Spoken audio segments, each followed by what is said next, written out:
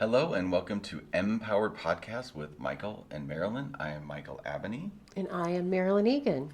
And we are on episode 11, 1-1. Yes. Oh, fun number. That just hit me.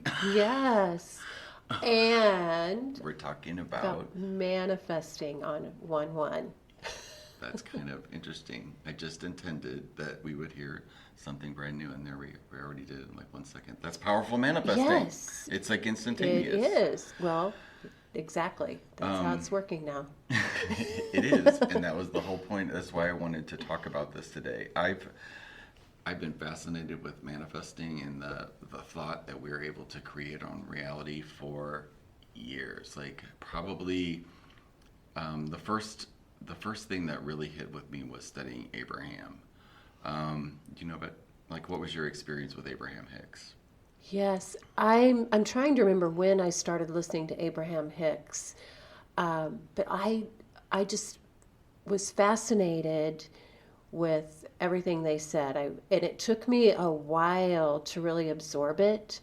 Like I would listen and then re-listen and re-listen, and then all of a sudden it clicked and it just all made sense. Then I'm like, well, they're talking about the same thing with every subject, but they were just approaching it with different subject matter every time, but doing it the same way.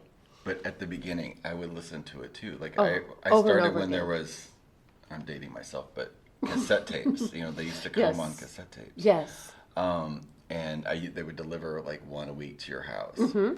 This was before the internet. And I forgot even who turned me on to it. In my mind, I made up that it was my friend Aaron Joy, but it may not be Aaron Joy, but it was somebody in my life that I loved and trusted. Actually, could have been Aaron Joy because I didn't know her at that time. But studying it, like, I would get the tapes. I was really attracted to it. Didn't know why. I would listen to it, and it's like it would take me into a completely different universe. I would hear her voice, or their voice, and because Abraham is a channeled message that comes through a lady by the name of Esther Hicks.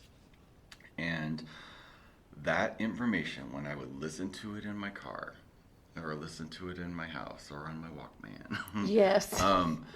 I would be in bliss. I was like, I know this. Yes. This is easy. I know how to do this. The second that I would turn that off, the old world would just go like right back into play. Like I couldn't even remember what I just listened to until I listened to it again, and it was like black and white, off and on. Like I couldn't retain it. That was probably for about maybe 2 years I listened to that before it started to sort of gel, and I would think about it when I wasn't listening to it. Yes. Well, like I said, in the beginning, I listened to it over and over and had to get it. It had to make sense to me. Mm-hmm. And I can't even tell you how many times I would listen to the same tape and rewind to try and get it to. I was trying to make it make sense and put it into a list or memorize it, and that's really not how it works. Then when it finally clicked, it was more conceptual, and then it was just easy. Yeah. It was easy. But yeah, I was that way for a long time. It just didn't gel. Yeah. For probably a couple years also. And then I found it to come so natural, I would share it with other people and they'd say, oh, this just doesn't make sense to me. And I'm like, oh, it's easy. I'd kind of forgotten how I made it hard in the beginning also. So. Well, it was so different and out of the box. And I'm sure, like, looking back, it was clashing with a lot of old belief systems. That's why it felt like that. But it just kept, I couldn't stop. And I somehow ended up with a law of attraction coach. I do remember this distinctly. Her name was Dory, and she was in San Francisco. And she invited me to an event to see them in San Antonio, which they actually had a house there. She was married to Jerry Hicks, who transitioned several years ago. But at the time, they had this beautiful ranch that was outside of San Antonio, and we were at the event, listened to them. When I saw them live, when I heard her, like everything in me just woke up. Like you are full on. That's the first time I've ever been in the presence of a room with. It was so powerful, so magnetic. It literally rewired me. Oh, nice. And I don't know how it happened, but we got invited to go back to the ranch after the seminar in San Antonio, because that's where it was at. Yeah. We went there, and I remember, like, wow, it was this, the house was incredible. It was designed by an Abraham follower that was an architect from Japan, if my memory serves. But it was real, like, it was like a V, the house. So it was all done, I guess, in an Asian sort of style. So there was rooms, and there was just a long hallway down one wing of it, and one hallway that was all glass, but the rooms were off of it. Like, you just walked in the bedroom, it was sectioned off like that. Oh, and It had an incredible energy, and everything looked out to this nature, all the landscaping and stuff that had been done that just made this house seamless into the landscape.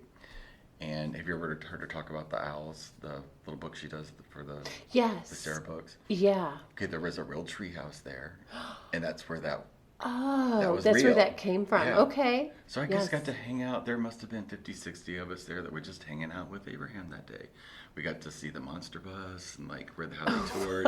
It was really like one of those magical days that you would just never ever dream happening, but it did. Looking back, I still don't know how the hell that happened, but maybe you manifested it. It was unconscious. Okay.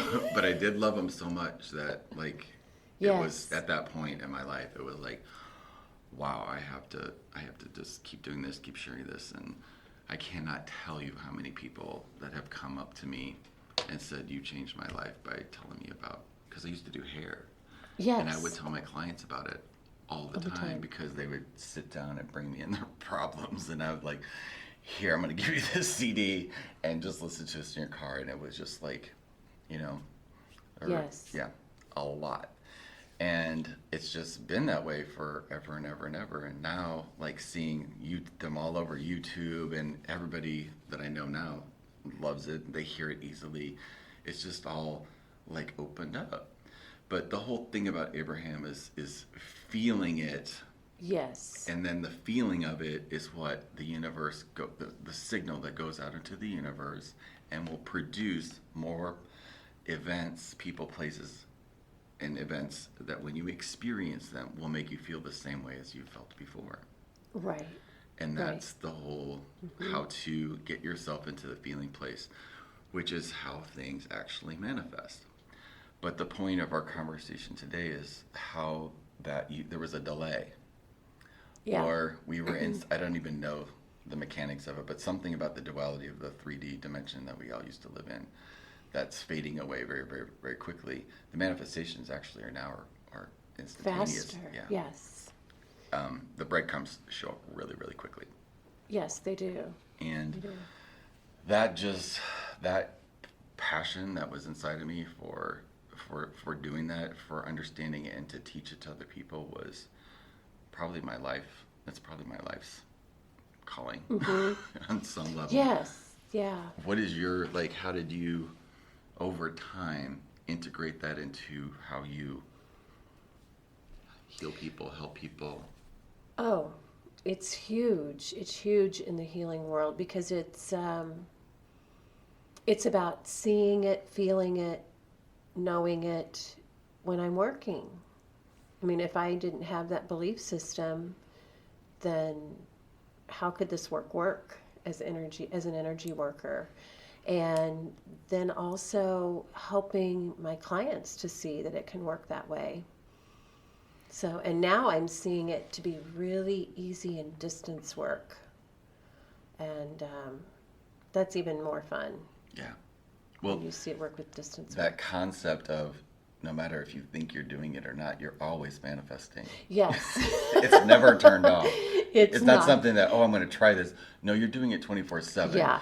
And the stuff that's showing up outside that you may not like is really... Yes. Or things we're manifesting too. Absolutely. Yes. We don't look at that at the beginning, but that's the key. One of the keys out of it Yes. was that And when you said that, it kind of flashed into my head. Do you remember The Secret, when The Secret came out? Yes, I do. The first one? Mm-hmm. Okay, Esther was in the first one. She was in the first one. She was, and that's the one I have. 100,000 copies. You still have a copy of that? I do. Save it. I will. Or something. Yeah. But I won't go into the story about how she was not Right. in the rest of them. But like she was in that one, and I remember being a part of that. She announced that was happening at that event, and we knew. I started following it, and it launched on the internet. In Australia was whatever time it was here, but in where I was at that time zone was like 2:00 in the morning. And I remember waking up and watching that. Like the very second that came live, I was watching that on the internet, and it was the most fascinating thing. It was the first time that some sort of like high production media was reflecting back these amazing concepts, these amazing ideas that we really weren't taught when we were growing up. Yes. And it was like, yes, this is happening. It was the first time it was like the flag planted on the moon. Like this is real. This is happening. Yeah. And I'll never ever forget like the feeling of, yes, we've arrived. And that was back in 2008. Yeah, I was going to say that was still several years ago. 10 years ago. Yeah. Now, I didn't watch it as quick as you did. I wasn't aware that it was coming on at 2:00 in the morning our time. However, I did get in on that early. I do remember that I was early because I do have the one with Esther in it. And frankly, she's the one I resonated with most of all of that. And part of the rest of that movie felt a little confusing to me. Mm-hmm. And it was about money and like toys and things. And it was about envisioning exactly what you wanted, like whether it was a car or money or whatever. And I didn't see it that way. I saw it by going with the feeling and then knowing that if you manifested that feeling, then the physical piece didn't matter. And also it limited you where you could be manifesting something much bigger if you don't attach it to such specifics. Does that make sense? In no way, shape, or form am I making her wrong. That was not my intent for even bringing that up. Because at that time, that still was an amazing thing. It was, but I just remember being a little bit confused and I had to really go back and think about it to get clarity within me about it, because I already had an idea of what I thought before I watched it. So I think that was just me and my experience. Well, it was mine too. When I watched it, I probably watched it like 10 or 15 times, but, and then time happens, space happens. And then it was like, okay, which is like us in life, something will happen. It's great. And then that's not great 6 months from now. Right. It's because our now is always changing. Right.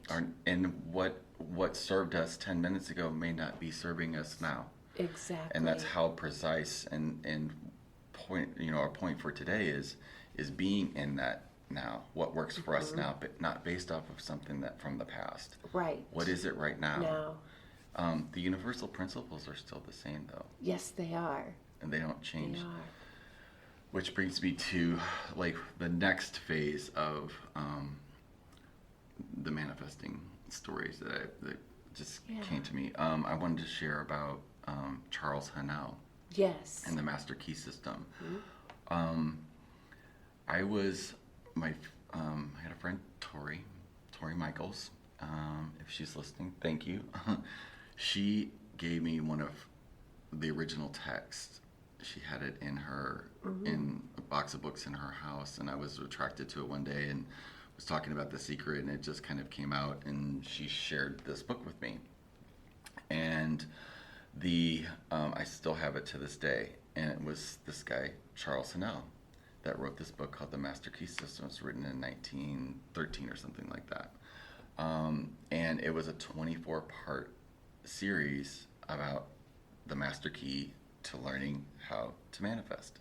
Totally different than the Esther material, but I was attracted to it like no tomorrow, and I started studying him and realized that he was born in St. Louis, died in St. Oh, Louis. Yeah. And I've over my lifetime, I've had different individuals that are not living that have come to me very powerfully through visions or knowingness, and the voice is so loud, and it's just like somebody sitting there. One day I was on my way to work, and I had just picked up, I guess it had probably been maybe about a year that I'd started, I read it. The first time you read it and you just can't literally grasp all of it. There's just no way. It's something that's a lifelong practice. But on the way to work, I had clients all day. It was raining. I will never forget it. And I started having this feeling of he wanted me to go to his grave site, which was in Calvary, up by Bellefonte Neighbors. And that's a really, really big cemetery.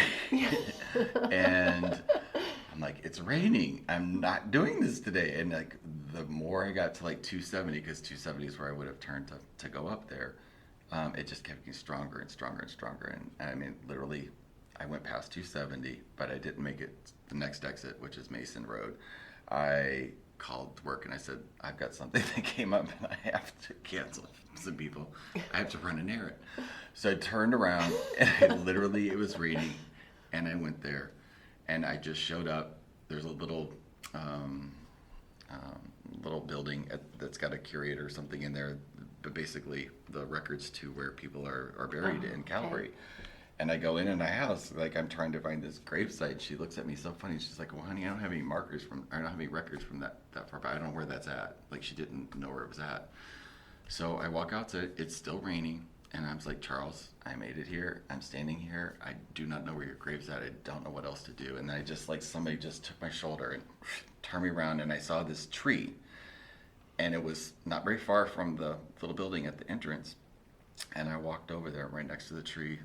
There it stood. It had Charles Hannell on it, and it had his birth date and death date and all of his family members underneath it. And that changed my world. Yeah. That I knew that he was directing me some way to use this information somehow, some way. I've never known really what to do with it as far as like teaching people, because it's something that somebody's really got to want to. It has to be a passion for you to want to go to that granular level of how that's manifested. But that day, coming back out of there, and then I went to the lady that I just spoken to, and I said, well, if anybody ever comes and asks again, it's right over there by that tree. And I said, why are all of these people here? She's like, oh, over there. And then she did find the history of that plot. Back then, they would buy this big plot, but they would put their whole family in it. Oh, Did you know that? No, I didn't know that. And apparently, most of his family passed away of like some sort of fever or something prior to him. So he was alone whenever he died, and he was the last one to go in. Oh, wow. Yeah. So that's still like that whole experience, and I haven't really studied it or looked at that book for a really long time. But the last couple of months, I picked it back up, and I've started to see that in a completely different light about how that is really training our bodies and minds to get into that space to where we actually can access how to literally visualize and feel our way into whatever it is that we desire in life. Yes. That's beautiful. And that's, that's the basis of, and stuff like that, if that happened in my life, that happened for a reason. And my ability to understand that in my own life, how to manifest things, also I believe is some sort of gift that I have that I know not everybody holds.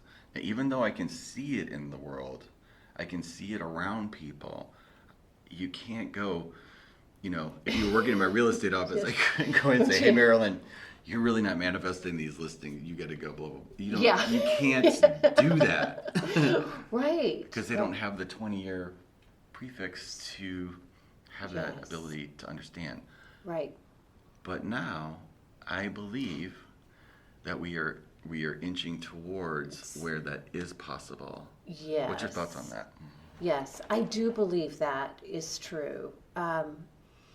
Actually, have you heard of Christine Day? Yeah. She channels Pleiadian energy. Yes. And I go to her class every year in Minnesota because it's always a really high vibration, uplifting experience. And she was saying, well, here we are, all of us light workers and energy workers who are been on this path. We've been doing our work. We've been clearing stuff. We've been opening up energy doorways. And you wonder about the rest of the people who are not on this path. She says, well, pretty soon the vibration is going to be high enough that they're just going to wake up and go, oh, I get it now. And I thought, wow. And at first we're like, really? And we're like, no, I'm grateful to be on this journey and to be a pioneer in this journey. However, how beautiful is that the vibration is going to rise enough that people can just suddenly wake up and say, oh, I get it. And then they can manifest just like you. Without having to. Right, without going through the whole journey. But that's okay. That wasn't how they were supposed to do it. They were supposed to hold spaces in the other parts of our world. And we were the ones who went on this journey. And frankly, I'm loving my journey right now. So I'm embracing every side of it. But well, isn't that brings fun? up that little. I want to talk about that just a little bit about that feeling of. Yes. Well, damn, I did all the work, right? Yeah. So. Yeah. I know exactly where that vibration of yes, I did the work. It's okay that you can manifest without having to go through all of that. Yes. I get it. Mm-hmm. I 100% get it. But I can totally see how. At the first blush of that is like, no, you need to start at the back of the line. Yeah, but it's kind of like it is for a lot of other industries. I know that when Taylor Swift first started having so much fast success, that there were a lot of other musicians going, well, she hasn't done the Paid her work dues. yet. She hasn't paid her dues. So how come it's so easy for her? And I even see that in my own family. My youngest daughter seems to manifest whatever she wants very, very easily. Well, she was born in a time when that kind of came into her naturally. Not that the others don't have the ability, they do. But it's easier for her. Well, it's the kids that are born. They're 3 or 4 years old and they know how to use electronics Right. without being taught. It's the same premise. It's the same premise, right? Yeah. Right. So It's she like was built born in. at a time when they were natural manifestors. And that's just what's happening. So, but it's really interesting because, it took me a long time to learn how to manifest, and that's quite all right. I'm still fine-tuning it. Still fine-tuning. Well, growth is unlimited, too. Yeah. I believe growth is unlimited no matter what. So even those who do wake up one day and say, oh, I get it now, then they're just going to continue to grow, too, and still have some of that experience of the journey. Did you ever experience fear when you were manifesting? Like when you said, okay, I'm going for this. Yeah. And then the fear set in? And then the fear set in, and then it kind of took away from... Well, it'll kill it. Yeah. I've read the Master Key maybe 5 or 6 times, cover to cover. Yeah. And multiple workbooks and different things that are, out there. And the thing that I read the other day that it flew out of the page and just hit me right between the eyes. And it was the antidote for fear is courage. Yeah. You can't have fear when you're being Right. courage. Yeah. And, That's very cool. And courage leads to the faith, the belief, and then that's the Happens, the pathway to yeah. the manifesting of it. Yeah. Well, we've and getting talked... to the feeling part. Right, getting to the feeling part. We told the story about the Peace Place and how it manifested, which I'll tell a little bit more about that again, if that's absolutely. all right. Actually, it was in our energy circle with our fearless leader, Pat Jordan. And we just sat there, and she says, I see you want like a little house. I said, I do. I want a little house that I can have my office in. I want woods around it. I just want to have a different energy than I've ever had before for my work. I feel like I'm really ready to move forward with my work. So, we went through a little process and worked on manifesting this, and boom, it starts to show up. So number one, I was driving to my other office every day down this route, and I would always turn left to go to my other office. Well, I started hearing, turn right, and I was like, no, I'm not going to turn right. I don't have time for that today. I did that for like 3 weeks. Then finally one day I'm like, okay, I'll turn right. I turned right. Number one, I saw a for sale sign, and at this point I wasn't clear if I was going to be renting or buying.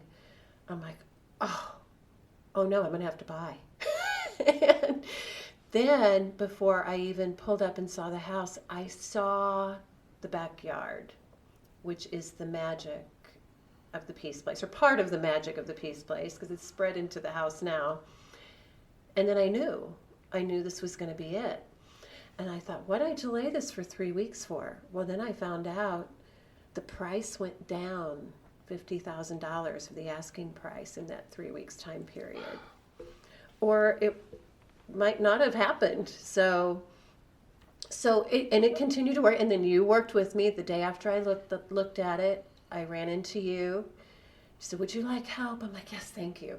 So everything fell beautifully about that. I had you in our energy circle. I had Caroline, who was the mortgage person. She was also in our energy circle. My project manager was a client of my best friend, who's an energy worker, so he got the energy piece.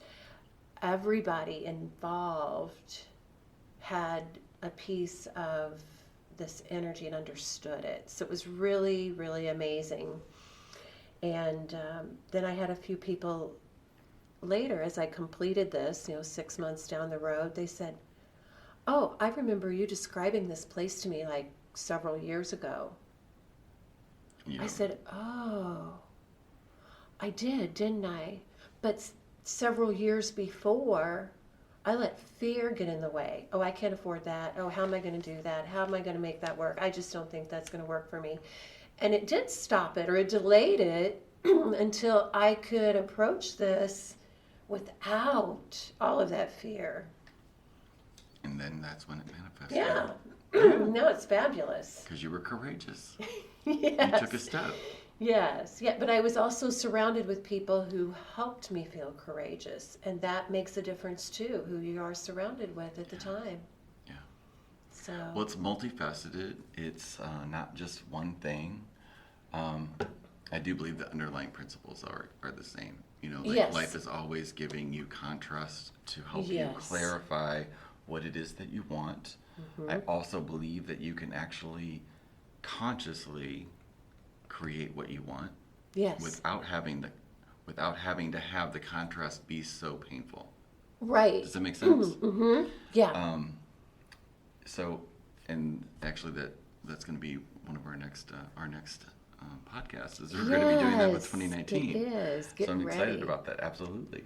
But as far as like how it is for us right now, like in the world, and having all of this, we came through the roots, the weeds of it, when there was so much resistance in Yes. the collective, in the world. Mm-hmm. And now through the magic of whatever's happening out there, that's cracking and falling away, and it's much more open. People are able to talk about it without sort of interfering with any, Yeah. I believe, for me, or in dealing with classes and teaching people, I noticed in the past that it sort of interfered with the religious beliefs that they kind of grew up with. Yes. And that was, I don't see that anymore. I don't see that as much anymore either as being a problem. No. Yeah, I see that there's more of a delineation between religious beliefs and spirituality. And Yeah. a lot of people can understand The that. distinction. Yeah. And I think that makes a difference. So what will be a takeaway for, say, maybe somebody that's been doing it for a while and it's just kind of went off the radar screen, life took over, getting them out of that routine of every day to get excited about creating again, like yeah. a fresh start. Yeah. Yeah, I would Clean say slate. just open up again and think about something you want to create in your life and how that would feel for you, and just go from there. I mean, it can happen that quickly and easily, but think about how you want to feel with this vision that you have that you want to create. And you can start simple or small, or you can, you never know, you can start big and it may happen big. Ever But how I'd it's say, supposed to be. yeah, but just have an open mind. Have an open mind that it can move really quickly now. And I would just say, take some time just to stop and breathe Breathe. and check in. Hmm. What area is working? What area is not working? What could be a little bit better? Or sometimes the slightest little movement or adjustment can cause an avalanche of transformation. Yes, exactly. And I say that we can do it consciously, and we don't have to wait till the big bad wolf comes and scares us into it, or Yes. from a place of desperation. Yeah. It can be from that place of inspiration. Yes, and Just know that as it can be easily. easy. Absolutely. Just as easy. Yeah. Well, share with us. I hope you guys have enjoyed our conversation today. And if you have any questions or confusion, something you wanted more clarity on, please feel free to leave us a comment or direct message us. We're happy to help any way that we can. I'll post some links on this one to the Master Key System and some Abrahams. If you guys need anything, we are here to help. Marilyn, do you have any closing thoughts? I think you covered it, Michael. Just be open-minded, and please feel free to ask any questions that you have. Yeah, because the We'd love to question hear what you always, have to say. the question is always the thing that shifts. Yes. Yeah. So, thank you. Talk to you guys soon. Bye-bye.